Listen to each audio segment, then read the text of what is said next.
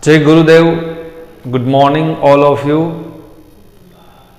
हवे अत्यार सुधी आपणे ग्रामरना 2 टॉपिक ने पूर्ण करी चूक्या छीए अने लास्ट लेक्चर में आपणे एवी चर्चा करेली हती कि हवे पछी आपणे टेक्स्टबुक नो बीजो यूनिट शरू करवाना छीए, परंतु टेक्स्टबुक नो जे बीजो यूनिट छे ए यूनिट नी अंदर जे ग्रामर नो टॉपिक पूछाय छे ए टॉपिक ना आधारे आपणे एक टॉपिक सीखवानो छे जे छे क्वेश्चन टैग।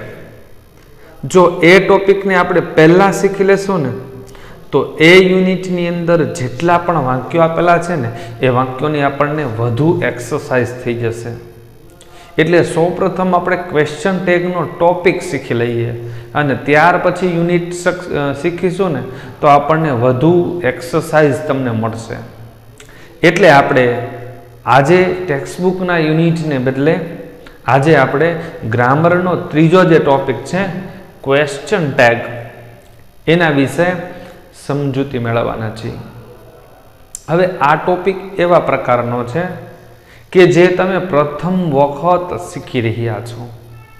WH क्वेश्चन छे, सादो वर्तमान काल छे, चालू काल छे, आवुं बधुं तो तमे कदाच अगाउना धोरणमां पण सीखी गया होय, परंतु आ क्वेश्चन टैग छे ए 8मा धोरणनी अंदर तमे प्रथम वखत सीखी रह्या छो अने बहु इंटरेस्टिंग टॉपिक छे। जो तमने समजाई जशे ने तो जाजी ने जाजी एक्सरसाइज करवानी इच्छा थशे। जेम वधु एक्सरसाइज करशो एमने वधु तमारो आत्मविश्वास वधतो जशे।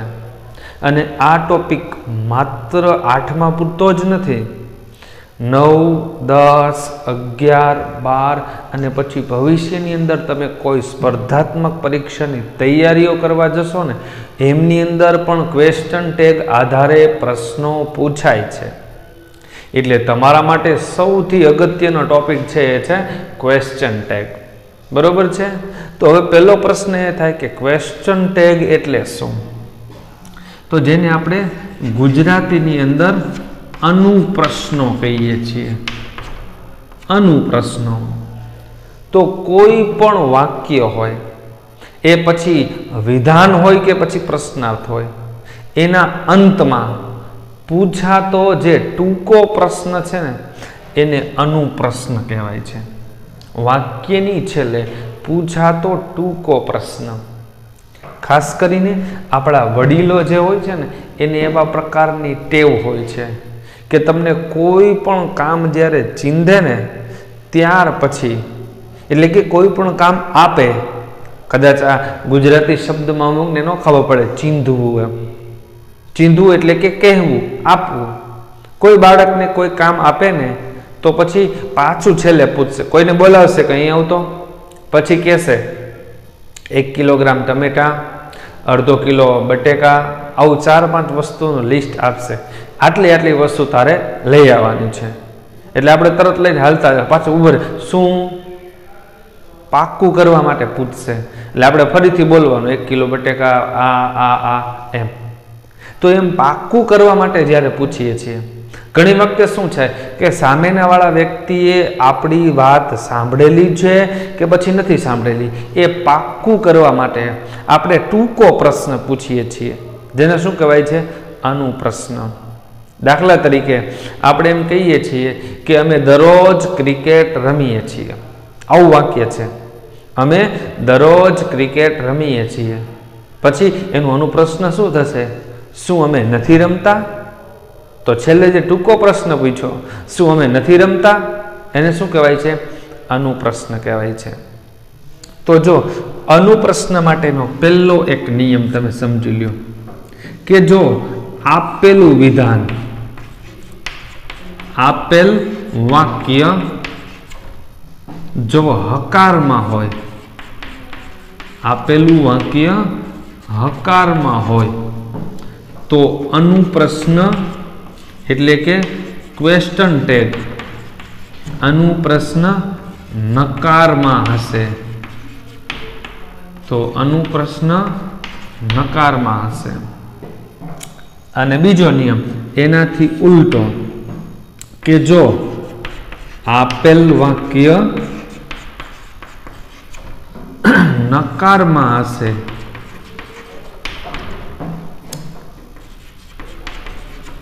તો અનુપ્રશ્ન એટલે કે ક્વેશ્ચન ટેગ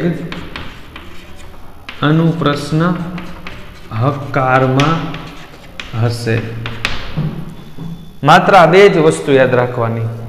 જો વાક્ય હકાર હોય તો અનુપ્રશ્ન નકાર, વાક્ય નકાર હોય તો અનુપ્રશ્ન હકાર હશે. તો બિલકુલ સહેલી વસ્તુ છે. એક ઉદાહરણ સાથે જોઈએ.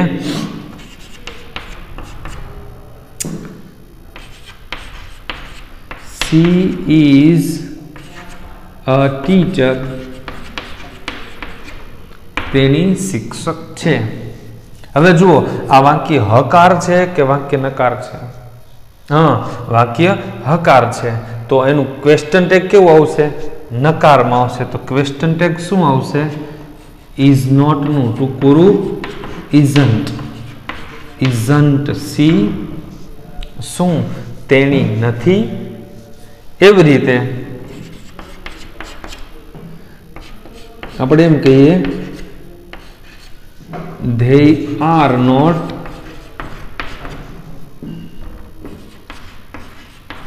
sons of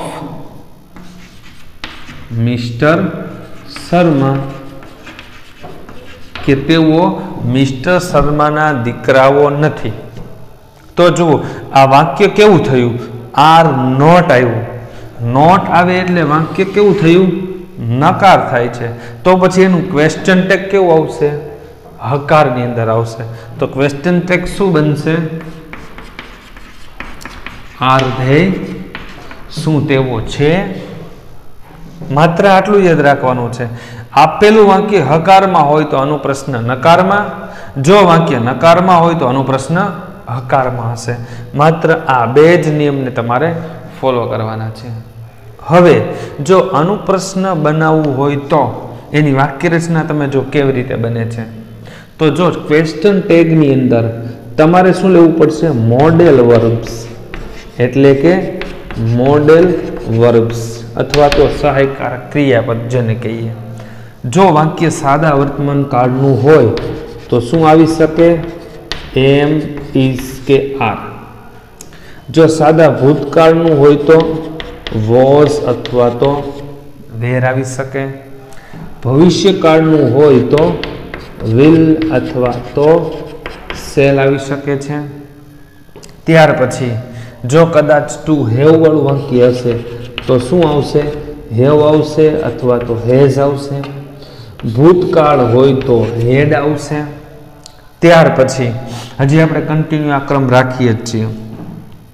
ત્યાર પછી જો એ વાક્ય વર્બ વાળું હોય તો સહાયકારક ક્રિયાપદ વર્તમાનનું ડુ અથવા તો ડઝ આવશે, અને ભૂતકાળનું હોય તો ડીડ આવશે. ભવિષ્યકાળની અંદર તો શેલ વિલ આવી જ જશે. અને આ સિવાય કોઈ પણ મોડેલ ઓક્સિલરી છે, એટલે કે can, could, may, might, should કે વુડ, આપણે જે બધી મોડેલ ઓક્સિલરી શીખ્યા છીએ એ, તો કોઈ પણ વાક્ય તમે જુઓ એની અંદર કાં એમિઝાર હશે, કાં વોઝવેર હશે, કાં સેલવિલ હશે, કાં હેવેઝ ને હેડ હશે. જો એ ન હોય તો હકાર વાક્યની અંદર વર્તમાન કાળનું વાક્ય હશે તો ક્રિયાપદનું મૂળ રૂપ અથવા તો એસ કે ઈએસ વાળું રૂપ આવશે. ભૂતકાળનું હશે તો ઈડી કે અનિયમિત હશે. ત્યારે તમારે ડુ ડઝ લેવું પડશે. વાક્યમાં આપેલું હશે નહીં. અથવા તો કોઈ મોડેલ ઓક્સિલરી હોય, can, could, may, might, should, would વગેરે. આ કોઈ પણ એમાંથી કોઈ પણ જે વાક્યની અંદર, જો આ વાક્યની અંદર ઇઝ છે તો આપણે વાક્યની શરૂઆતમાં ઇઝ લીધું. આ વાક્યની અંદર આર છે તો વાક્યને ક્વેશ્ચન ટેગમાં આપણે શું લીધું છે? આર. તો આટલા કોઈ પણ શબ્દ આવશે. પ્લસ જો એ ક્વેશ્ચન ટેગ તમારે નકારમાં બનાવવાનું હોય તો तो तमारे नॉट मूकવું પડશે। એટલે આ બધાનું ટૂંકું રૂપ તો ઇઝ નોટ નું ટૂંકું રૂપ ઇઝન્ટ, આર નોટ નું ટૂંકું રૂપ આરન્ટ અને એમ નોટ નું રૂપ એમન્ટ એવું વપરાતું નથી। એની જગ્યાએ તમારે શું લેવાનું સીધું આરન્ટ। વોઝ નોટ નું ટૂંકું રૂપ વોઝન્ટ, વેર નેટ નું વેરન્ટ, વિલ નોટ નું વોન્ટ, સેલ નોટ નું સાન્ટ, હેવ નોટ નું હેવન્ટ, હેઝ નોટ નું હેઝન્ટ, હેડ નોટ નું હેડન્ટ, ડુ નોટ નું ડોન્ટ, ડઝ નોટ નું ડઝન્ટ, ડીડ નોટ નું ડીડન્ટ, કેન નોટ નું કાન્ટ, કુડ નોટ નું કુડન્ટ, મેય નોટ નું મેય નોટ, માઇટ નોટ નું માઇટ, શુડ નું શુડન્ટ। આ બધા જ એમના નકાર રૂપ લેવાનું થશે। પ્લસ તમારે શું મૂકવું પડશે અહીંયા સર્વનામ મૂકવું પડશે। શું મૂકવું પડશે સર્વનામ। જો અહીંયા તો સી આપી જ દીધેલું છે, ધારો કે અહીંયા સી ની જગ્યાએ એવું આપી દીધેલું હોય Hina, Hina is a teacher, તો હિના એટલે શું થયું ત્રીજો પુરુષ એક વચન નારી જાતિ, એની કર્તા વિભક્તિ શું થશે સી, તો આપણે સી લીધું। કદાચ ધારો કે અહીંયા હિનાની જગ્યાએ મોહન હોય તો મોહન ઇઝ અ ટીચર, તો મોહન એટલે શું થશે ત્રીજો પુરુષ એક વચન પુરુષ જાતિ, તો એની કર્તા વિભક્તિ શું થશે હી, તો પછી સી ની જગ્યાએ આપણે શું લેવું પડે ઇઝન્ટ હી। એવી રીતે તમારે શું લેવું પડશે એનું સર્વનામ લેવું પડશે। બસ આટલું જ તમારે શીખવાનું છે। હવે તમારી ગ્રામરની બુકની અંદર જે એક્સરસાઇઝ આપેલી છે, પેલા જે ઉદાહરણ આપેલા છે એ ઉદાહરણને આપણે સમજી લઈએ અને પછી એમની એક્સરસાઇઝ જોઈશું।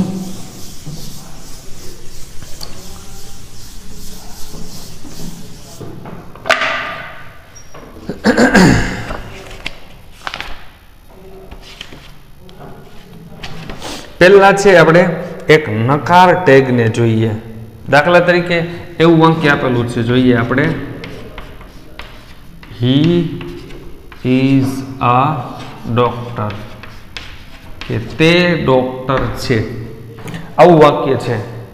તો જો આ વાક્ય પહેલા કેવું છે હકાર છે કે નકાર છે, તો હા ખબર પડી જાય કે હકાર છે, તો ક્વેશ્ચન ટેગ કેવું આવશે નકાર આવશે। તો સૌથી પહેલા ક્વેશ્ચન ટેગ બનાવવા માટે શું જોશે am is are, was were, shall will, have has had, do does did, કોઈ પણ। તો અહીંયા શું આપેલું છે ઇઝ, તો વાક્યની શરૂઆતમાં શું લેશું ઇઝ, પછી વાક્ય હકારમાં છે એટલે આપણે ક્વેશ્ચન ટેગ નકાર બનાવવું પડશે એટલે ઇઝ નોટ લેવું પડે, પરંતુ અહીંયા આપણે જેમ બને એમ ટૂંકું જ કરવાનું છે એટલે ઇઝ નોટનું ટૂંકું રૂપ શું થશે ઇઝન્ટ, ઇઝન્ટ। અને ત્યાર પછી આ સર્વનામ જ છે એટલે શું થશે ઇઝન્ટ હી, શું તે નથી। બીજું ઉદાહરણ આપ્યું છે યુ હેવ વોન, બીજું વાક્ય આપ્યું છે યુ હેવ વોન, વિન નું ભૂતકુદનનું રૂપ વોન એટલે તમે જીતી ગયા છો। તો જુઓ આ વાક્ય કેવું છે હકાર છે, તો ક્વેશ્ચન ટેગ કેવું આવશે નકાર જ હોવું જોઈએ।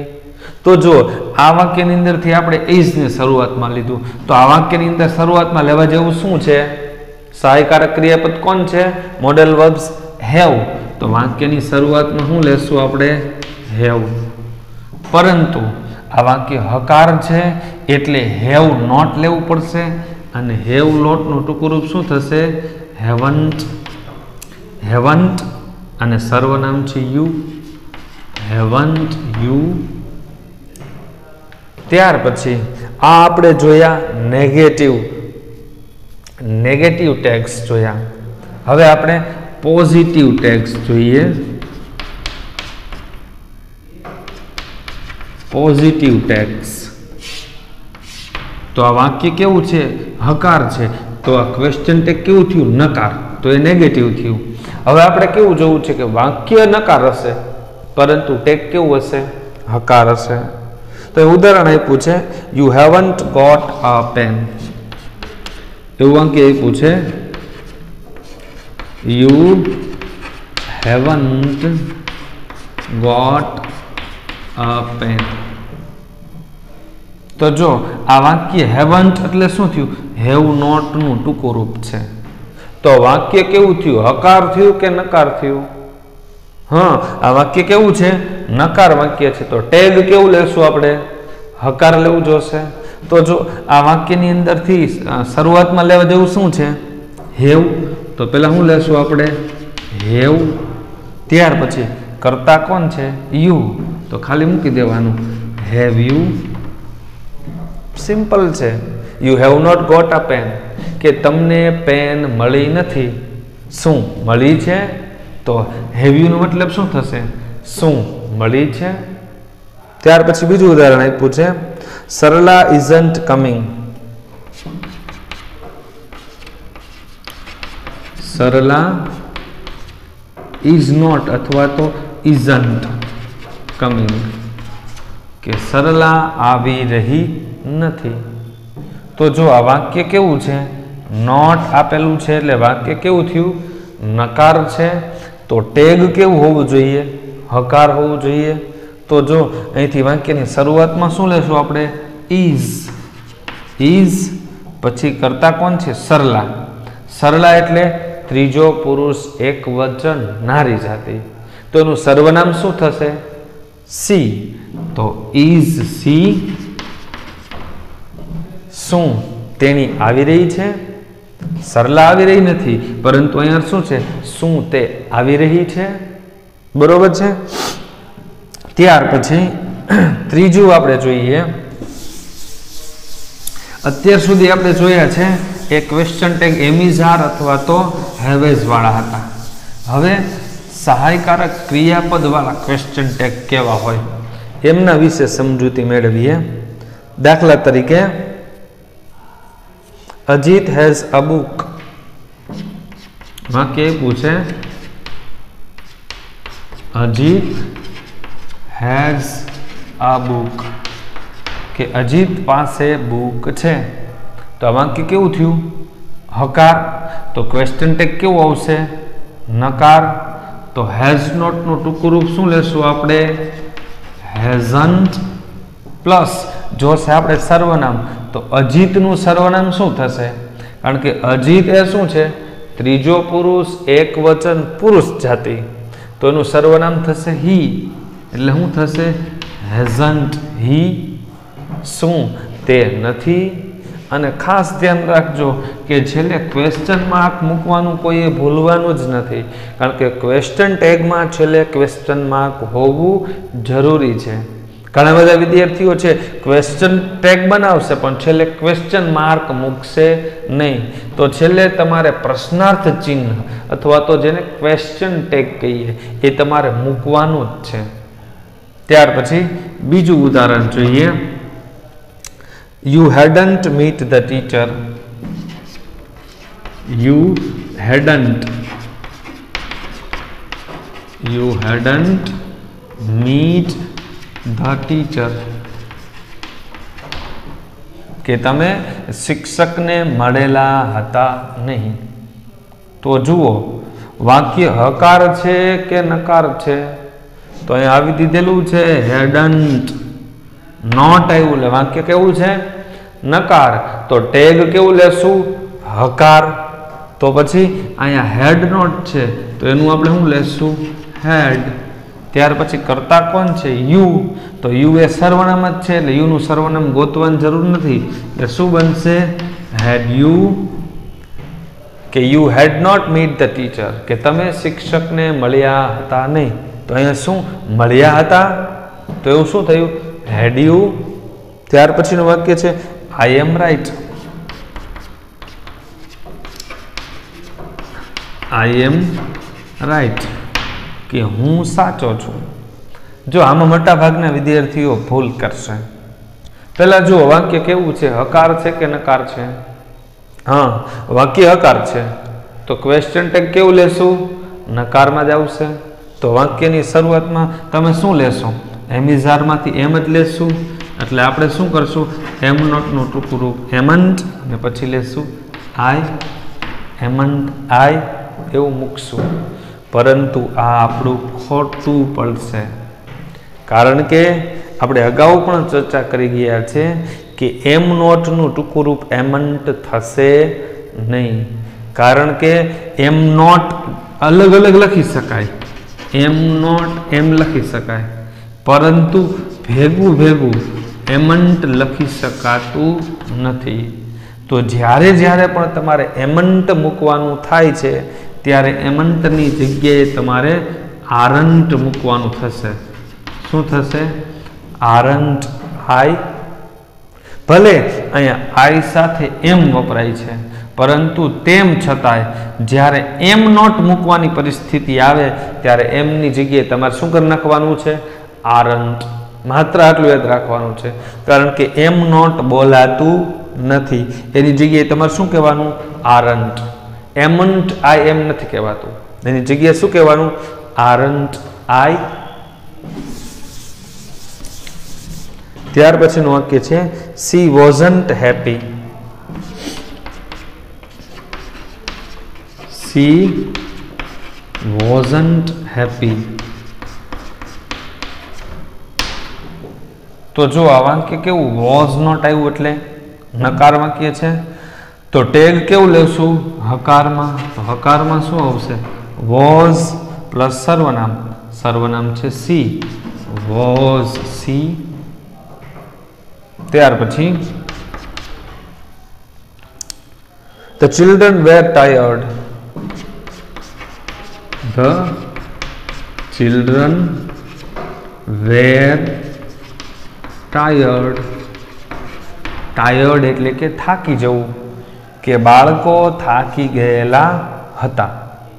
તો જો વાક્ય કેવું છે? હકાર છે. તો ક્વેશ્ચન ટેગ કેવું લેશું? નકાર. તો પેલા ટુ બી કોણ છે? વેર. તો વેર નોટનું ટૂંકું રૂપ શું થશે? વેરન્ટ. વેરન્ટ.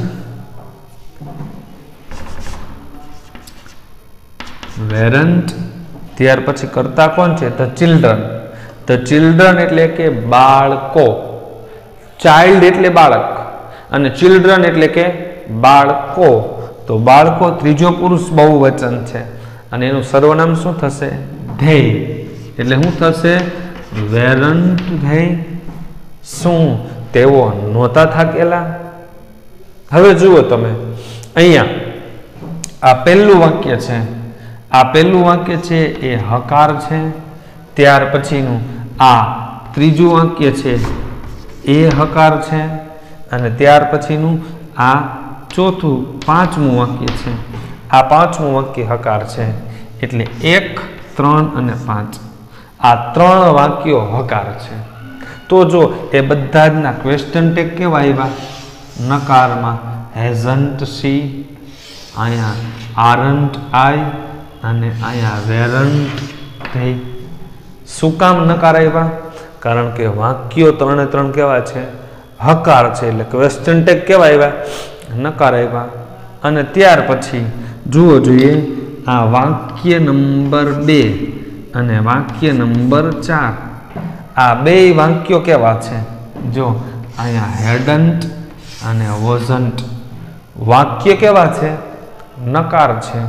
તો ક્વેશ્ચન ટેગ બેયના કેવા આવ્યા? જો હકારમાં આવ્યા. તો આપણે અગાઉ જ ચર્ચા કરી ગયા છીએ, વાક્ય હકાર તો ક્વેશ્ચન ટેગ નકાર, જો વાક્ય નકાર તો ક્વેશ્ચન ટેગ હકાર. બે ઉલટા સુલટા જેવું છે. આટલું આપણે શીખી ગયા. હવે આ જે વાક્યો હતા ને એમાં માત્ર ને માત્ર આપણે શું લીધું? એમિઝાર, વોઝ વેર અને હેવેસ. ડુ ડઝ ડીડ નો ક્યાંય ઉપયોગ કરેલો નથી. હવે એવા વાક્યો જોઈએ કે જે જગ્યાએ તમારે ડુ ડઝ નો ઉપયોગ કરવો પડે છે.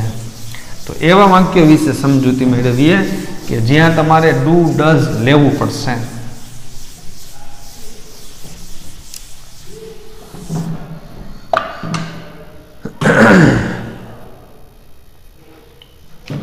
જો એવું વાક્ય છે, મિસ્ટર વ્યાસ teaches maths, કે મિસ્ટર વ્યાસ એ મેથ્સ ભણાવે છે. तो जो અત્યાર સુધીના જે આપણે વાક્યો જોયા ને અહીંયા તો તમને સીધી ખબર પડી જતી હતી કે ક્વેશ્ચન ટેગમાં સૌથી પહેલા શું લેશો. તો જો મિસ્ટર વ્યાસ ગણિત ભણાવે છે તો પહેલા જો વાક્ય હકાર છે કે નકાર છે. હા, એમાં નોટ નથી આપેલું એટલે વાક્ય કેવું થયું? હકાર. વાક્ય હકાર જ છે તો ટેગ કેવું આવશે? નકાર આવશે. એ પણ આપણે ખબર પડી ગઈ. પરંતુ વાક્યની શરૂઆતમાં શું લેવું? અત્યાર સુધી વાક્યમાં જો આપણે કાં ઇઝ લેતા, કાં આર લેતા, કાં આપણે હેવ લેતા, કાં હેઝ લેતા, પરંતુ અહીંયા તો એવું કંઈ છે જ નહીં. તો અહીંયા તમારે પહેલા કાળ નક્કી કરવો પડશે. આ વાક્ય કયા કાળનું છે? તો જો મિસ્ટર વ્યાસ કરતા, ટીચીસ ક્રિયાપદ અને મેથ્સ કર્મ છે. તો જો સાદો વર્તમાન કાળ છે કેના ઉપરથી ખબર પડશે તમને? ટીચીસ ઉપરથી. કારણ કે સાદા વર્તમાન કાળનું ક્રિયાપદ કેવું હોય? કાં મૂળ રૂપ હોય અને કાં એસ કે ઈએસ વાળું રૂપ હોય. પરંતુ એ વાક્યનો કરતા મિસ્ટર વ્યાસ ત્રીજો પુરુષ એક વચન છે એટલે ક્રિયાપદ કેવું એવું? એસ કે ઈએસ વાળું રૂપ. આના ઉપરથી તમને ખબર પડી ગઈ કે વાક્ય કેવું છે? સાદા વર્તમાન કાળનું છે. તો સાદા વર્તમાન કાળના સહાયકારક ક્રિયાપદ જોશે. તો સાદા વર્તમાન કાળનું સહાયકારક ક્રિયાપદ કોણ છે? ડુ અથવા તો ડઝ. હવે આપણને ખબર છે કે જો ત્રીજો પુરુષ એક વચન એટલે કે હી, સી અને ઇટ, આ ત્રણે ત્રણ જ્યારે હોય ત્યારે એની સાથે ડઝ વપરાય છે. અને એ સિવાયના એટલે કે આઈ, વી, યુ અને ધે, આ જ્યારે આ બધા જ જ્યારે સર્વનામો હોય છે ત્યારે ડુ વપરાય છે. તો જો અહીંયા કરતા કોણ છે? મિસ્ટર વ્યાસ ત્રીજો પુરુષ એક વચન શું છે? હી. તો એની સાથે ડઝ વપરાશે કે ડુ? હા, ખબર પડી જશે ડઝ. પરંતુ આ વાક્ય કેવું છે? હકાર. તો આપણે ક્વેશ્ચન ટેગ કેવું લેવું છે? નકાર. તો ડઝ નોટનું ટૂંકું રૂપ શું થશે? ડઝન્ટ. અને ત્યાર પછી કરતા કોણ છે? મિસ્ટર વ્યાસ ત્રીજો પુરુષ એક વચન. તો એનું સર્વનામ થશે હી. ડઝન્ટ. હી. જો સમજાણું કેવી રીતે આવ્યું? પહેલા શું કરવાનું? વાક્ય હકાર છે કે નકાર એ નક્કી કરવાનું. હકાર હોય તો ક્વેશ્ચન ટેગ નકાર, વાક્ય નકાર હોય તો ક્વેશ્ચન ટેગ હકાર. પછી નક્કી કરવાનું કાળ. કયો કાળ છે? એસ કે એસ વાળું રૂપ છે એટલે વર્તમાન કાળ છે. કદાચ અહીંયા એવું હતું મિસ્ટર વ્યાસ ટોટ મેથ્સ, મિસ્ટર વ્યાસે ગણિત ભણાવ્યું, તો આ ટોટ એટલે સાદો ભૂતકાળ. તો અહીં સહાયકારક ક્રિયાપદ તરીકે ડઝન્ટની જગ્યાએ તમારે શું લેવું પડે? ડીડન્ટ. અને કદાચ એવું વાક્ય આપેલું હોય મિસ્ટર વ્યાસ વિલ ટીચ, એવું આપેલું હોય mister Vyas will teach maths, તો વાક્ય કેવું બનશે? તો શું આવે? વિલ હી, વિલનું ટૂંકું રૂપ શું થશે? વોન્ટ હી. તો તમારે ડુડસ મૂકવું, ડીડ મૂકવું કે વિલ મૂકવું, કેના ઉપરથી નક્કી કરવાનું? વાક્ય ઉપરથી. જો વાક્ય સાદા વર્તમાન કાળનું હશે તો ડુ અથવા તો ડઝ આવશે. સાદા ભૂતકાળનું હોય તો ડીડ અથવા તો ડીડન્ટ આવશે. અને વિલ પ્લસ મૂળ રૂપ હશે તો વોન્ટ અથવા તો સાન્ટ આવશે. બરોબર છે? જેમ વધુ પ્રેક્ટિસ કરશો એમ વધુ સમજાતું જશે. ત્યાર પછીનું બીજું વાક્ય જોતા જઈએ. બીજું વાક્ય આપેલું છે યુ એન્જોય મ્યુઝિક.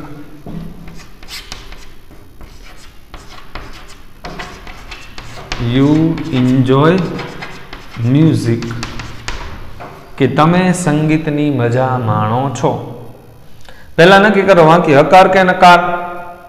હા, વાક્ય હકાર છે તો ક્વેશ્ચન ટેગ કેવું આવશે? નકાર આવશે. ફાઇનલ. હવે કાળ નક્કી કરો. કયો કાળ છે? તો એન્જોય ક્રિયાપદનું મૂળ રૂપ છે એટલે કયો કાળ થયો? સાદો વર્તમાન કાળ છે. તો હવે સહાયકારક ક્રિયાપદ તરીકે શું લેશું આપણે? ડુ અથવા તો ડઝ. કેના ઉપરથી નક્કી થશે? કર્તા ઉપરથી. કર્તા કોણ છે અહીંયા? યુ. તો યુ સાથે ડુ વપરાશે કે ડઝ? હા, ડુ વપરાશે. તો ડુ નોટનું ટૂંકું રૂપ ડોન્ટ. સર્વનામ કોણ છે? યુ. ડોન્ટ યુ જો આ વાક્યનો કરતા મિસ્ટર વ્યાસ ત્રીજો પુરુષ એકવચન હતો એટલે આપણે શું લીધું? ડઝન્ટ. પરંતુ અહીંયા કરતા કોણ છે? યુ. તો યુ સાથે શું વપરાશે? ડોન્ટ અથવા તો ડુ. ત્યાર પછીનું વાક્ય છે C told the truth. C told the truth. તેણી સાચું બોલી. તો જુઓ પેલા વાક્ય હકાર કે નકાર? હકાર છે. ક્વેશ્ચન ટેગ કેવું હશે? નકાર. તો પછી જુઓ આ વાક્ય કયા કાળનું છે? મૂળ રૂપ કે એસકેસ વાળું રૂપ છે? ના. ટેલનું ભૂતકાળનું રૂપ શું છે? ટોલ્ડ. ટેલ એટલે કહેવું અને ટોલ્ડ એટલે કહ્યું. કયો કાળ થયો? સાદો ભૂતકાળ. તો સાદા ભૂતકાળનું સહાયકારક ક્રિયાપદ કોણ છે? ડુ ડઝ નહીં આવે પણ કોણ આવશે? ડીડ. વાક્ય કેવું છે? હકાર. તો આનું પ્રશ્ન કેવું લેશું? નકાર. ડીડન્ટ. ત્યાર પછી કરતા કોણ છે? સી. અહીંયા સર્વનામ પોતે જ આપેલું છે એટલે ગોતવાની જરૂરિયાત નથી. Didn't C. પણ ધારો કે એવું આપ્યું હોય તો સી ટેલ્સ ધ ટ્રુથ, કે તેણી સાચું બોલે છે, તો વર્તમાન કાળ થાય તો અહીં ડુ ડઝમાંથી લેવું પડે ડઝન્ટ સી. પણ અહીં ટોલ્ડ છે એટલે શું હવે? Didn't see. ત્યાર પછીનું વાક્ય છે you don't know me. You don't know me, કે તમે મને ઓળખતા નથી. વાક્ય કેવું છે? નકાર. તો આનું પ્રશ્ન કેવું લેશું? હકાર. તો અહીં શું આપ્યું છે? ડોન્ટ. હવે અહીં તો નકાર વાક્યમાં તો સહાયકારક ક્રિયાપદ ગોતવાનું રહેશે જ નહીં, કારણ કે સહાયકારક ક્રિયાપદ આપ્યું છે ડુ નોટનું ટૂંકું રૂપ ડોન્ટ. તો હવે અહીં વાક્ય તમારે હકાર બનાવવું છે, સહાયકારક ક્રિયાપદ શું હશે? ડુ અને સર્વનામ યુ. Do you. શું તમે ઓળખો છો? અને ત્યાર પછીનું વાક્ય Sanjay does not like Hindi. Sanjay does not like Hindi, કે સંજયને હિન્દી ગમતું નથી. પેલા જો વાક્ય નકાર કે હકાર? અહીં નોટ આપી જ દીધેલું. વાક્ય કેવું છે? નકાર. ક્વેશ્ચન ટેગ કેવું હશે? હકાર. હવે અહીં શું આપ્યું છે? સહાયકારક ક્રિયા બધા આપ્યું જ છે ડઝ નોટ. તો એમાંથી આપણે શું લેશું? વાક્યની શરૂઆતમાં ડઝ. કરતા કોણ છે? સંજય. ત્રીજો પુરુષ એક વચન પુરુષ જાતિ, તો એનું સર્વનામ શું થશે? હી. ડઝ. હી શું તેને ગમે છે? આ થયા ક્વેશ્ચન ટેગ.